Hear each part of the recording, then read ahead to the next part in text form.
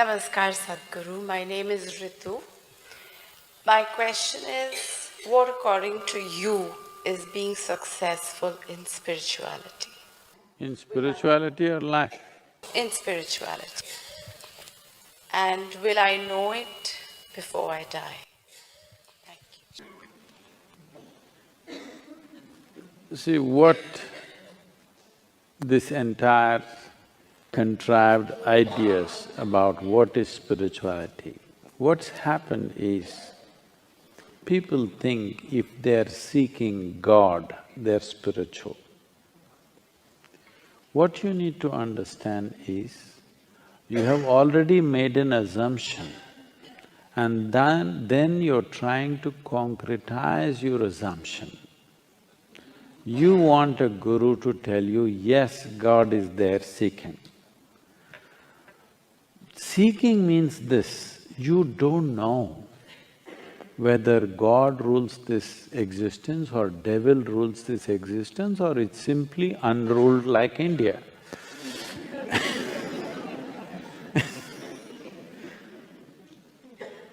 You don't know, that's why you want to seek. Seeking means you do not know and you want to know. If one has to be successful, as I said earlier, the most important thing is your intelligence is not identified with anything.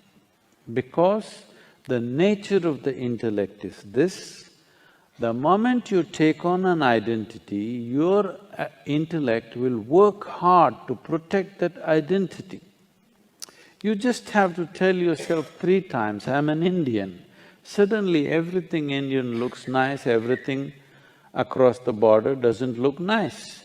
You just have to tell yourself, I'm this, and immediately it only protects that and nothing else.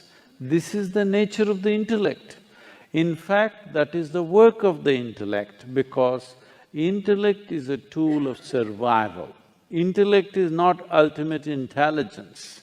Unfortunately, because we are too much under European influence and somebody there said, I think so, I exist, we just lost it. In India, in the yogic system, we do not ascribe too much significance to your thought, first of all. So why we do not give significance to thought process is, it can only happen from the limited data that you have gathered. What you call as thought, whatever kind of thought you have, is just recycling the limited data that you have gathered. You may think about gods, you may think about pleasure, you may think politics, you may think money. It is only the data that you have you're recycling. You are not see, you may be thinking whatever. So I have been telling, this is a hard thing to do with people, constantly telling them, if God appears in your meditation, you just have to ignore him. But Sadhguru, if Shiva comes, especially if he comes, because Shiva is coming only because of the calendar images that you have seen. If you were born elsewhere, somebody else would be coming. So this is the old data playing up. So whatever plays up, see, you cannot think God, you cannot think money, you cannot think the ocean or the sky. You are only recycling the limited data. So we don't acknowledge thought process as a great form of intelligence. It's a wonderful instrument for handling your survival in the material world. But if you want to pursue something, there are other dimensions of intelligence within you. To put it very, very simply, today afternoon, whatever you had for lunch, Let us say you had a chapati. A chapati turns into a wonderful woman like you, because you ate the chapati.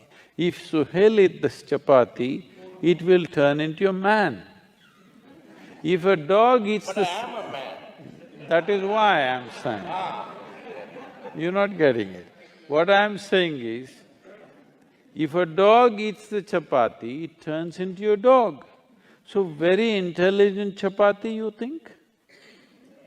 No, this is programmed. In your system, there is a certain volume of memory and intelligence which is capable of turning a simple chapati into a human being. When I say a human being, I am talking about the most complex mechanism in the universe that we know of.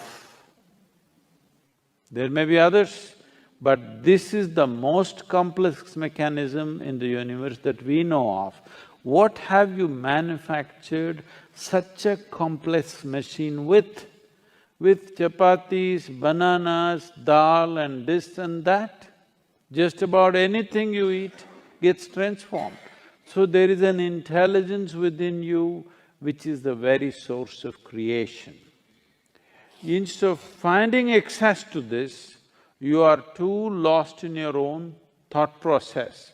Once you get lost in your thought process, your identities become super strong.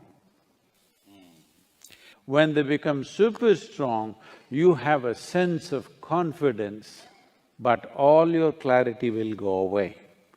Unfortunately, the very foundations of the so-called religions of the world is about building confidence. Don't worry, God is with you.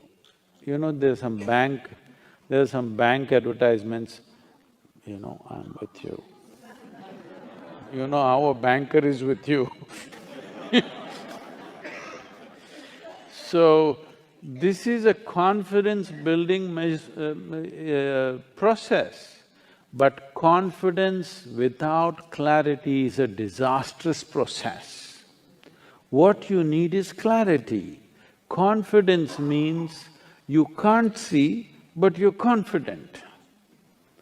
This is a dangerous way to go. This is a continuous disaster. See, it doesn't take thousands of years to figure out simple aspects of life. I'm saying now, Suhail is going at these things, anger, hatred, all kinds of prejudice against each other with great vehemence about it. What I'm saying is, these are simple things in a human being. After 1,000,000 years of living here, if you can't figure it out, which way to be out of it, obviously your intellect is not doing well enough, isn't it? You need other dimensions of intelligence. People ask me, Sadhguru, all other gurus are doing so many miracles, you don't do anything.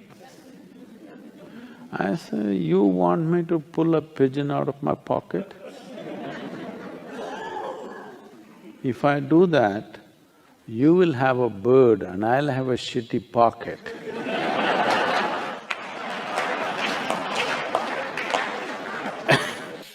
But no, let's stay with this. But you do acknowledge that there are many such people who are actually defrauding the emotions of a large population by doing this kind of nonsense.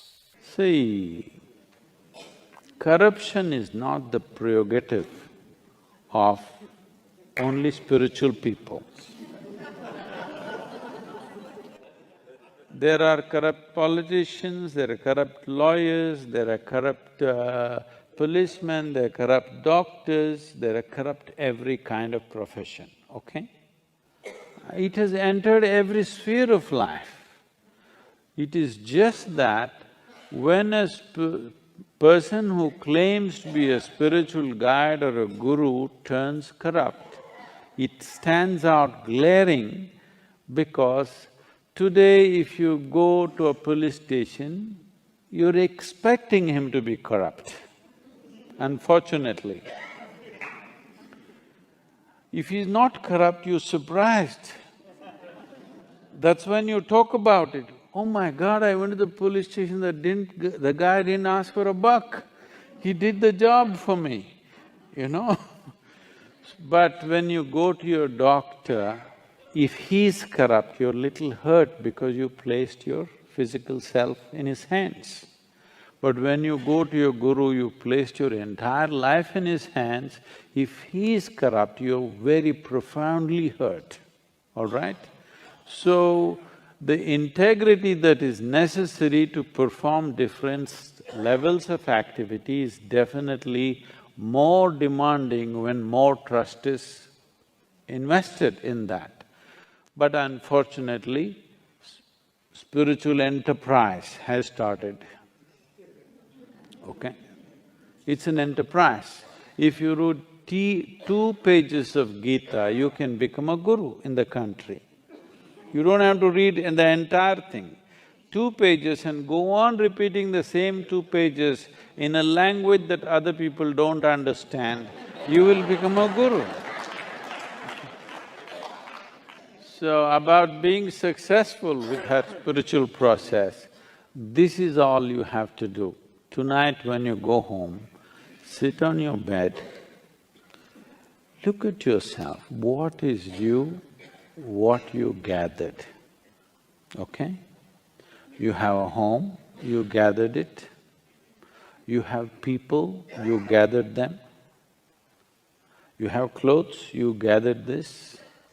You have a body, you gathered this. The content of your mind, you gathered it. See, before going to bed, close your eyes and see if you can keep all that aside, even intellectually. Just try to keep it aside and go to bed every day. You will see one day you will wake up in a way you have not believed possible, truly awake.